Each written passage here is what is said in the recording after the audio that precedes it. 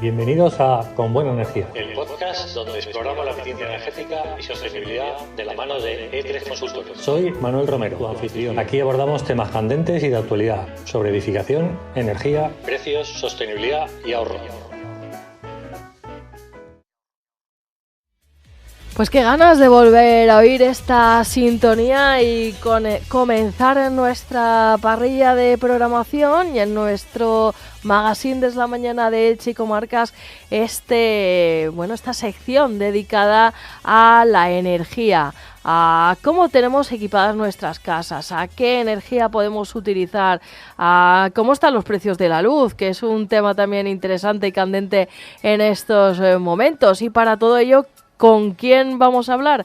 Pues así es, con nuestro asesor energético y consultor y doctor ingeniero de Caminos, Canales y Puertos, Manuel Romero, gerente de E3 Consultores. Bienvenido a Es la Mañana de Elche y Comarcas. ¿Qué tal? Muy buenos días. Pues lo primero es que empezamos la tercera temporada de esta sección de Con Buena Energía, así que... ¿Tercera ya? Tercera ya, sí, Madre mía. Pasa el tiempo rápido, así que lo primero es daros las gracias, agradeceros a esta casa que me acojan aquí, que nos permitan esta sección. Y bueno, vamos a empezar con esta temporada, con estos nuevos capítulos, a ver si podemos seguir ayudando a la audiencia. Pues vamos a ver qué tema has elegido para empezar esta sección, que yo creo que aquí en Elche precisamente está de actualidad, en Elche y en todos los sitios, pero aquí todavía más. Ahora hablaremos de ello. Bueno, a ver, quiero en esta temporada, por seguir profundizando en los temas medioambientales, en el ahorro energético y demás, quiero también hablar en esta temporada sobre temas paralelos. Quiero ir desgranando todo esto de la teoría del cambio climático. Cada programita iremos hablando poco a poco sobre eso y vamos a ir dando información a la gente para que cada uno saque sus propias conclusiones. No sé yo si ahí tú y yo vamos a tener confrontación. Bueno, un poquito de... no está mal. Yo sigo viendo el cielo muy raro con avioncitos. Hoy está muy azul. Muy azul. Mientras sean, mira, estas nubes aquí preciosas que van y vienen y se mueven solas, vale, pero esas rayas que se cruzan, hacen X y cuadrantes en el cielo. Ya lo siguiente es que me digas que la Tierra es plana, entonces ya... Oye, pues el otro día en un programa también de medios de comunicación decían: a mí nadie me ha dicho que la Tierra es redonda, siempre se ha dicho sí, pero yo sí miro el mar siempre es continuo y es plano. En fin. Vamos allá. En este primer programa vamos a hablar sobre sostenibilidad en los edificios. Vamos a repasar, lógicamente, como siempre, un poquito el precio de la energía y demás. Yo creo que eso es interesante que en cada programa lo recordemos, cómo están los precios de la energía.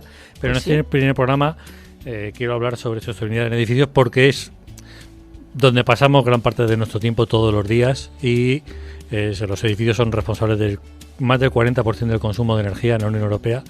Por tanto, es una parcela bastante importante en esa protección del medio ambiente que todos queremos. Y además esta semana conocíamos esa noticia del Ayuntamiento de la rehabilitación del barrio de San Antón, de esos nuevos edificios y de esa ejecución de obras que va a llevar a cabo Pimesa, que había quedado un poco apartada por esa actualización de precios de los materiales y por eso decía que es un tema que está de actualidad. Sí, todo lo que es la rehabilitación está de actualidad. Pues no solamente tenemos San Antón, Porfirio Pascual también, o sea, hay varios sitios y eso es la iniciativa pública, pero la iniciativa privada están reformando, rehabilitando y demás muchos edificios en el centro de Elche y en muchas partes de la ciudad y yo creo que es importante que tengamos estas cosas en cuenta. Pues si te parece vamos a entrar primero en el precio de la energía, esos precios que hemos visto los meses de mayo y junio, recibos de luz asequibles y de repente julio, agosto y septiembre se han disparado esos precios. ¿A qué se debe este aumento en el recibo de la energía? Bueno, en la parte de la electricidad, como que es lo que tú estás comentando ahora, sí que es verdad que de cara a los meses de verano, tradicionalmente siempre hay un repunte en el precio de la energía eléctrica, siempre.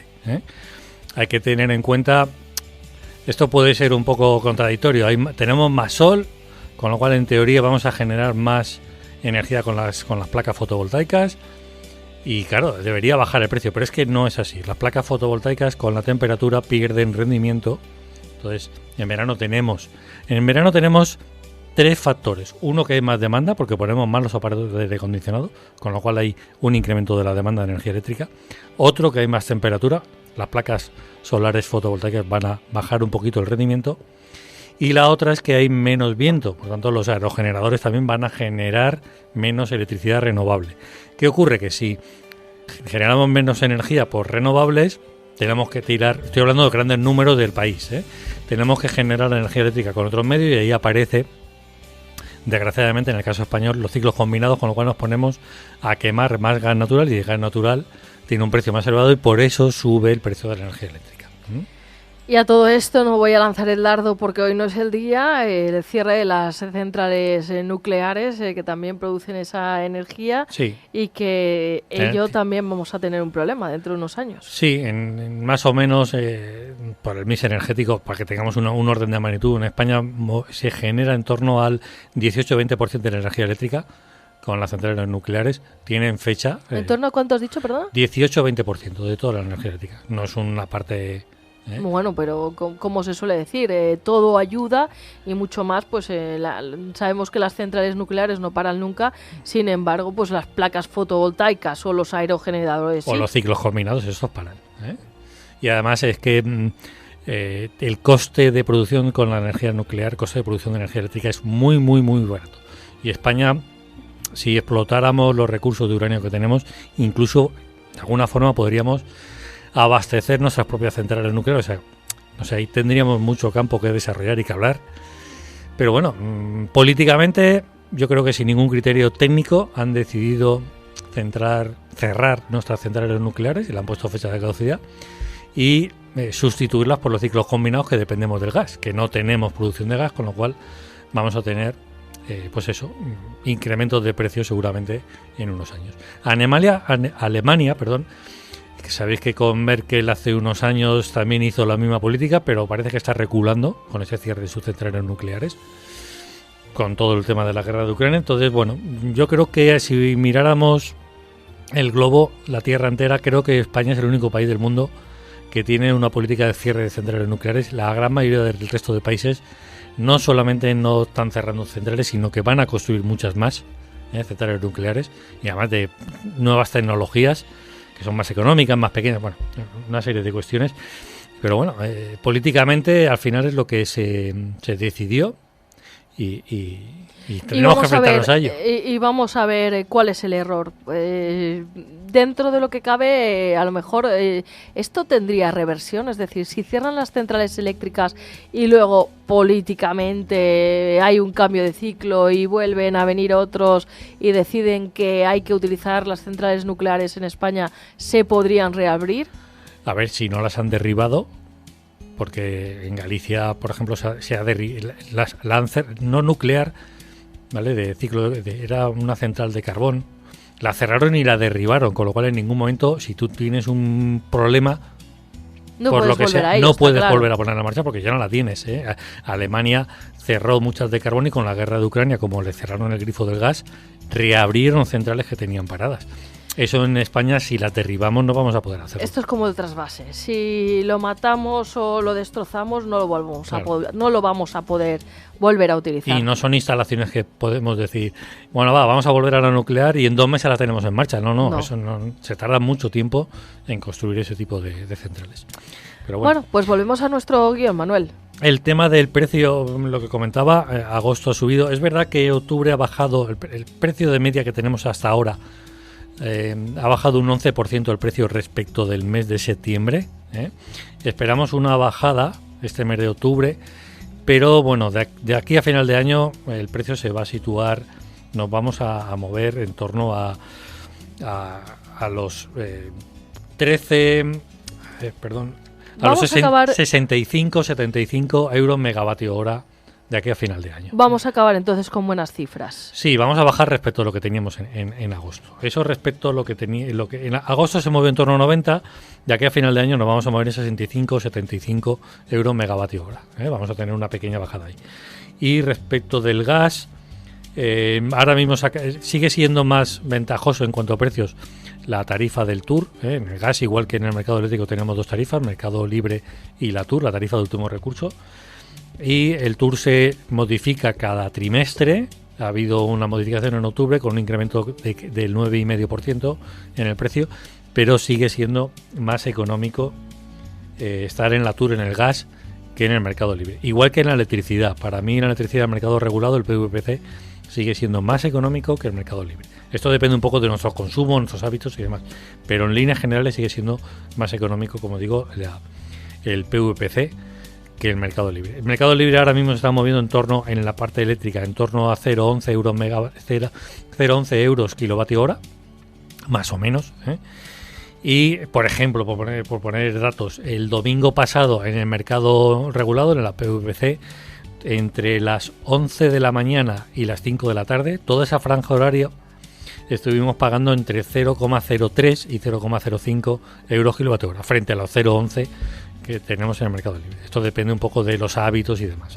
Bueno, pues buenos precios, entonces vamos a esperar que siga así, al menos esa tendencia. Vamos ahora con el tema de hoy. ¿Qué es esto de la edificación energética sostenible? Vamos a ver, puede ser que sea una novedad, que estamos hablando de algo que es novedoso, algo nuevo en el sector de la edificación, pero en realidad estos tipos de edificios se vienen construyendo en el mundo casi desde la década de los años 90, desde los años 90. Es verdad que en España teníamos pocos ejemplos, prácticamente eran edificios de multinacionales, sus sedes sociales de estas multinacionales, pero sabes que una de las actividades, no voy a decir la principal, pero una de las actividades de nuestra empresa es el apartado de la consultoría medioambiental en edificios, y sí que hemos notado un cambio de tendencia desde hace unos 5 años para acá. Hay mucha más demanda de los promotores de edificios, tanto del sector público como privado, hablo de vivienda, mucha más demanda de este tipo de edificios. O sea, ellos quieren que sus promociones de edificios vayan con ese tipo se tengan en cuenta estos criterios de sostenibilidad. Por muchos aspectos, por ganar imagen de empresa, por que se van a un mercado que es un mercado de clientes extranjeros, que ya vienen con esa mentalidad y que pues se van a decantar antes por esa vivienda que tiene ese tipo de evaluación de la sostenibilidad, de esa certificación, frente a otra que no lo tiene por muchas cuestiones. Pero, como digo, desde hace unos 5 años para acá notamos esa tendencia donde hay mucha más demanda de este tipo de certificaciones. Y Manuel, una pregunta. Cuando uno quiere hacer un edificio sostenible, el arquitecto, el constructor dice, voy a hacer un edificio sostenible. ¿Quién realmente hace esa catalogación para que sea un edificio sostenible? Porque el arquitecto hará su función, el constructor hará su construcción, pero supongo también que los consultores energéticos tendréis también que asesorar en cuanto al tipo de edificación, materiales, etcétera, etcétera. A ver, esto es como todo. Una persona que sepa absolutamente de todo, pues al final cojeas en algo, flaqueas en algo. Entonces, efectivamente tiene que haber alguien, un experto, por así decirlo, que sabe de sostenibilidad, de evaluar la sostenibilidad de los edificios, y es el que va a coger ese proyecto que está haciendo arquitectura y va a revisarlo y va a proponer medidas para que esa sostenibilidad del edificio sea mucho mejor que la que tiene en origen. Vamos a mirar materiales, vamos a mirar la parte energética, por supuesto, consumo de agua, vamos a mirar muchísimos aspectos en los edificios. También es verdad que hay algunas certificaciones que obligan a que el promotor contrate a ese experto. O sea, no lo puede hacer el arquitecto directamente, porque al final sería juez y parte. Yo hago mi proyecto y encima yo mismo certifico lo que he hecho. Y no me voy a certificar mal, ¿no? Claro. Entonces, hay algunas certificaciones que obligan a que exista esa figura externa de la parte de la redacción del proyecto para hacer esa evaluación. Esta construcción de edificios sabemos que, como tú dices, va por materiales, utiliza materiales más sostenibles. ¿Esto quiere decir que dejaremos de construir los edificios con hormigón y con acero y utilizaremos otro tipo de materiales?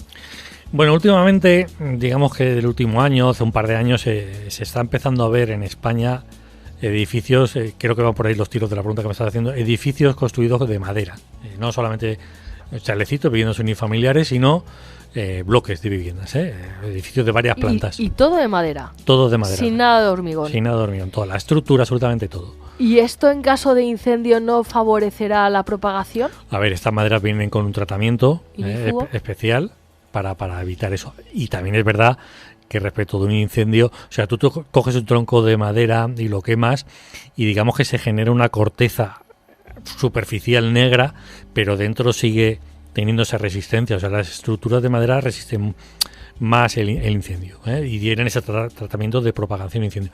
Pero yo lo que voy es que para mí lo más sostenible es intentar utilizar lo que tengo más cerca de mí. En los comercios se habla del comercio de proximidad, ¿no? Que no sé si vamos a comprar productos de agricultura, zanahorias, la fruta, además, vamos a esos mercadillos que sabemos que es el agricultor del Camp de Elche en este caso, ¿no? Que sí, es el que nos trae, verdulerías de barrio. Claro, ese es el comercio de proximidad, ¿no? Que eso al final es lo más sostenible. Entonces, en los edificios para mí también hay que aplicar esa lógica y aplicar eso y aplicar lo que tengo más cerca de la obra. ¿A dónde quiero ir a parar? A ver, si nos fijamos en España no es un país donde tengamos unos inmensos bosques de los que podamos extraer madera para construir toda esa edificación que necesitamos. Ahora mismo tenemos un problema, lo hemos visto en las noticias, tenemos un problema de vivienda. Necesitamos construir muchas más viviendas de las que se están haciendo ahora mismo para la demanda que tenemos. Ahí sabemos que tenemos un problema de vivienda. Entonces, construir todos edificios con estructura de madera significaría, puesto que en España no tenemos esos bosques para ofrecer esa madera, significaría que tenemos que importarla. Entonces hay que poner en la balanza, claro, porque si tú la traes, lo que vale. Ya no solamente lo que vale, si la tenemos que traer de Polonia, esas estructuras de madera, digo Polonia por decir un ejemplo, va a haber un camión que transporta la madera desde Polonia hasta aquí, que estamos generando una contaminación con ese transporte, con lo cual al final, si lo pones en la balanza... Claro, esa sostenibilidad se te ha perdido por el camino. Exactamente. Entonces, nunca mejor dicho. ¿Dónde suele ser ideal este tipo de estructuras? En edificios, en países que tienen mucha masa forestal, Estados Unidos, Canadá, si lo vemos en las películas, ¿no? Que hay muchas casas de madera y demás, porque tienen mucho bosque y tradicionalmente han hecho ese tipo de construcción. España, excepto en alguna zona, no tenemos esa suerte. Pero yo insisto que la idea es utilizar lo que tenemos más próximo. Aquí en la provincia de Alicante tenemos una cementera, en San Vicente del Raspeig, que nos fabrica cemento muy próximo, cubre prácticamente toda la provincia, Y plantas de producción de hormigón tenemos multitud, con lo cual eso lo tenemos muy cerca. Y la industria del hormigón está avanzando mucho. Sí que es verdad que es una industria que tradicionalmente tiene una imagen de contaminante, pero está avanzando mucho, están tomando muchas medidas estas empresas y están reduciendo esa contaminación que generan, con lo cual va a llegar un momento que ya no va a ser tan... Si lo ponemos en la balanza ya no va a ser tan idóneo. La madera, en este caso. La madera. Por aquí nos dicen que en caso de que en el caso de los huracanes, por ejemplo en USA o en Florida, sí que las casas de madera se las llevan, sale volando. Se las llevan, claro. Yo no sé si viviría en una casa de madera así, tal cual, sabiendo que el hormigón y el cemento... yo qué sé, son más consistentes y además también por el tema de los incendios. Pero yo creo que en incendios no hay mayor problema si la madera, como digo, está tratada, y estas maderas que vienen están tratadas para ese tipo de cosas. Pero si en vez de tener aluminosis en los cimientos tenemos carcoma, ya tenemos otro problema. Bueno, yo no le veo tanto ese problema. No estiremos tanto el hilo. Exacto, yo no le veo tanto ese problema y efectivamente lo que dice este oyente, lo vemos continuamente cada vez que hay un huracán y demás, pues eso, cómo se llevan las ciudades, porque esas construcciones son de madera, ¿no? Bueno, ¿por qué es rentable invertir en esta edificación sostenible y cuáles son los principales beneficios para los propietarios y los usuarios? A ver, cuando hablamos de rentabilidad siempre nos vamos a los euros, ¿no? Siempre pensamos en dinero, pero la rentabilidad en estos edificios hay que mirarla con otros aspectos, no solamente la parte a lo largo económica. de la vida útil. Claro, hay que mirarlo en aspectos medioambientales, pues son edificios que van a generar menos contaminación, porque tocamos, como he dicho antes, no solamente la parte de energía, sino materiales, consumo de agua, compuesto orgánico.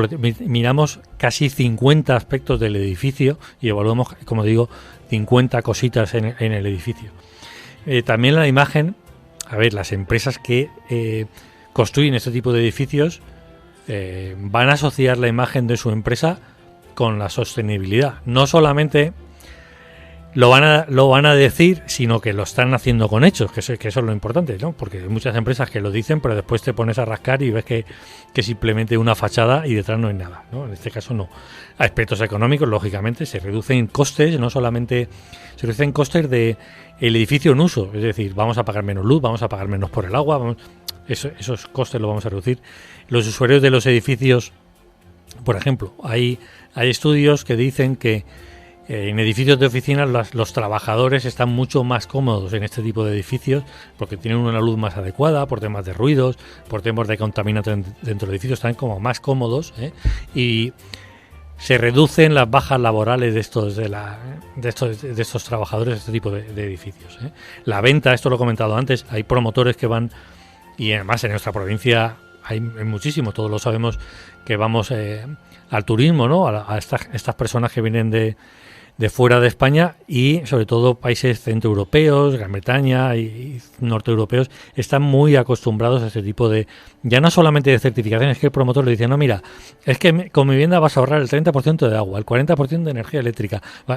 Y al final te lo piensas. Y al final te lo piensas y esas personas directamente le compran ese tipo de vivienda antes que otra.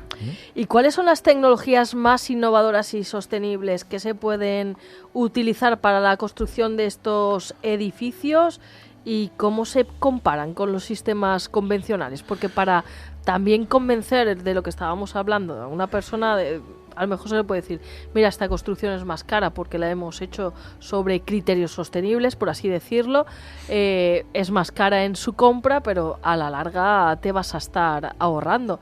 Entonces, para convencer y de alguna manera tener el promotor ese hándicap de vender los edificios, ¿cómo lo puede hacer? A ver, es más cara si cogemos ya el proyecto del edificio terminado y pretendemos, claro, a partir de ese punto aplicar toda la medida, eso es mucho más caro. Si lo cogemos casi desde el inicio, la diferencia de precio no es tanta. Es un poquito más cara, lógicamente, pero no es tanta, ¿eh? Tampoco tenemos que pensar que estos son unos edificios, no sé, con una tecnología súper extraña.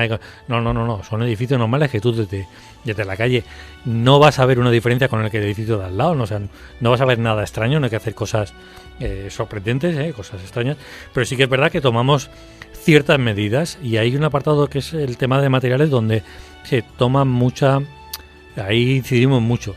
Por ejemplo, si cuando se va a pintar el interior del edificio, si tenemos dos suministradores de pintura y resulta que uno, que es más económico, nos vende la pintura más barata, pero resulta que te pones a mirar ese tipo de pintura y te va a durar menos, o genera, hace emisiones al interior del edificio de compuestos orgánicos volátiles, pues claro, esa es la que tenemos que rechazar y nos tenemos que ir a otra que no tenga eso. Esa otra va a ser un poquito más cara, En pinturas, en maderas, las maderas también generan ciertos contaminantes, algún tipo de madera. Hay que poner puntos de recarga para vehículos eléctricos, más aporte de energía renovable.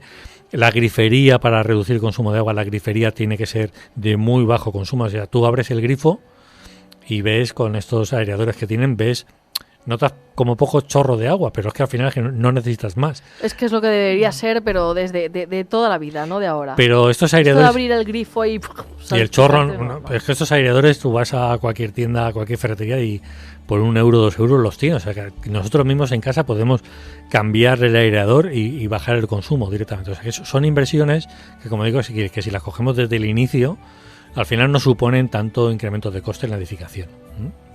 ¿Y cuál es el papel de las políticas públicas en la promoción de estos edificios sostenibles? Bueno, a ver, yo creo que la administración tiene que dar ejemplo, ¿no? No solamente tiene que venir desde la iniciativa privada, pero yo creo que desde la administración tiene que dar ejemplo e incluso en algunos casos ir por delante de la iniciativa privada. Hay algunas administraciones en España que van en ese sentido. por poner ejemplos, el CIEPSE, que es la administración que se dedica a la construcción de los cuarteles de la Guardia Civil por toda España, el CIEPSE, desde hace un par de años, todos los proyectos nuevos de cuarteles de la Guardia Civil que se construyen en toda España, todos, por licitación de obra, todos van con una certificación de sostenibilidad. Es obligatorio que la lleven. El CIEPSE, como estoy comentando. Hay algunos ayuntamientos que lo están también promocionando dentro de sus propios proyectos de edificación, de no solo de viviendas, sino de colegios o de bibliotecas y demás. El organismo valenciano de turismo también lo está haciendo. Por ejemplo, una nueva edificación que va a hacer en Benidorm también lo va a llevar. O sea, la administración está empezando a mover dentro de sus propios proyectos de edificios y sus licitaciones de obra este tipo de edificación. ¿Y hay algún tipo de certificación para este tipo de edificios? Es decir, nosotros pasamos por la puerta y vemos una plaquita, sí. ¿O esto cómo nos damos cuenta de ello? Sí, normalmente, a ver, puede tener la placa o no. Simplemente el promotor ha cogido y dicho, no, yo voy a aplicar los criterios, pero no me voy a gastar el dinero en certificarlo, aunque esto no es lo recomendable porque al final nos tenemos que creer la palabra. No, y nos tenemos que creer la palabra de ese promotor, con lo cual casi mejor que venga alguien externo, ¿no? que nos dé esa garantía, por así decirlo. A ver, en el mundo hay muchos tipos de certificaciones. Voy a hablar solamente de caso español. En España principalmente se utilizan 3. Una que viene de Estados Unidos, que se llama LEED, L de Lérida, E de España, D de Dinamarca, LEED, que no es la primera la que hubo en el mundo, lo voy a comentar ahora después, pero los americanos esto del marketing lo hacen muy bien y es la que más se ha extendido. LEED se utiliza principalmente para edificios de multinacionales. En la provincia de Alicante tenemos un ejemplo que es de la empresa, me vas a dejar que diga alguna marca, para que nos situemos. Te voy a decir que digas alguna marca y ahora cuando te lea al titular de la noticia que acaba de llegar... Comentamos. Sí. No, lo dejamos para otro día, pero vas a ver. Pues la empresa de mobiliario de oficinas que se llama TIU, que está en Castalla, sus oficinas tienen muy buen marketing, por cierto. Están certificados con LEED. La siguiente certificación que se utiliza también mucho en España se llama BREEAM. Esta viene de Gran Bretaña. Esta es la primera que surgió en el mundo, pero bueno, por aquello del marketing le ganó un poco la más extendida, le ganó no que sea mejor ni peor, sino que, bueno, pues LEED, los americanos, los de Estados Unidos, hacen muy bien este tema. Y tenemos un edificio certificado muy próximo a nosotros, que es el Centro Comercial Aljub, está certificado con BREEAM. Pero LEED sigue un poco la normativa de Estados Unidos, BREEAM un poco también sigue la normativa de Gran Bretaña, aunque hay una regionalización, es decir, se ha adaptado un poco cómo hacemos las cosas en España. Y la certificación que es exclusiva de España, que se ha elaborado aquí y que un poco tiene en cuenta pues la normativa de España, cómo construimos y demás, se llama Verde. Esta está, se publicó hace más de 10 años, más de una década, por el Consejo de Construcción Verde de España, Green Building Council España, y esta otorga una certificación, una escala que va de 1 a 5 hojas. Hay que tener en cuenta que un edificio que cumple estrictamente lo que pide la norma de construcción, lo obligatorio, lo cumple estrictamente, no se certifica, tiene 0 hojas, no se va a certificar, ¿vale? O sea que ya conseguir una hoja supone un paso de llegar a un 30% con respecto de no es nada fácil. No es nada fácil, Y con esto tenemos varios ejemplos en nuestra provincia. Tenemos viviendas unifamiliares en la zona de Orihuela Costa, tenemos bloques de viviendas en San Juan, tenemos, por ejemplo, la Ciudad de la Justicia en Córdoba. La Ciudad de la Justicia es un edificio enorme, de una inversión muy importante, está certificada con Verde, bloques en Zaragoza, y en el caso de Elche tenemos varios edificios, tenemos un par de edificios de bloques de viviendas, aquí muy cerquita de nosotros, en esta misma calle hay uno, y en la zona de Trabalón tenemos otro, y recientemente, pues sabéis que el Huerto de los Pontos se rehabilitó el año pasado, ¿no? Se inauguró esa rehabilitación y se rehabilitó la casa tradicional de construcción que tenemos allí, y esa casa tiene la certificación de 4 hojas. 0 es cumplir estrictamente lo que me exige la norma, llegar a una es un 30% con respecto de la construcción tradicional, con lo cual es un esfuerzo. El esfuerzo ha sido tremendo. Categórico. El esfuerzo ha sido tremendo para llegar a Además, me 4. acuerdo que lo comentaste en una ocasión, que estabais pendientes, pero que no se querían lanzar las campañas al vuelo hasta que no se tuvieran. Así que la garantía, pero sí, ya enhorabuena. La certificación ya se ha recibido y todo, y hemos conseguido esos 4 hojas. Bueno, pues concluimos aquí nuestra sección con buena energía. Y ¿estás preparado para el titular? ¿Qué te voy a decir? A ver. El Partido Popular de la Comunidad Valenciana pide en las Cortes prolongar la vida útil de la central nuclear de Cofentes. ¿Qué te parece? Como si nos estuvieran escuchando. Pues es lo lógico. Es lo lógico. Es lo que tenemos que decir. Es lo lógico. Pues muchísimas gracias, Manuel Romero. Estaremos de nuevo contigo en próximos programas, aprendiendo sobre sostenibilidad, sobre energía y sobre todo también esos consejos prácticos que también nos pueden vivir en nuestras viviendas. Gracias por estar aquí hoy y sobre todo una temporada más. Nada, muchas gracias a vosotros y nos vemos, si no pasa nada, dentro de un par de semanitas.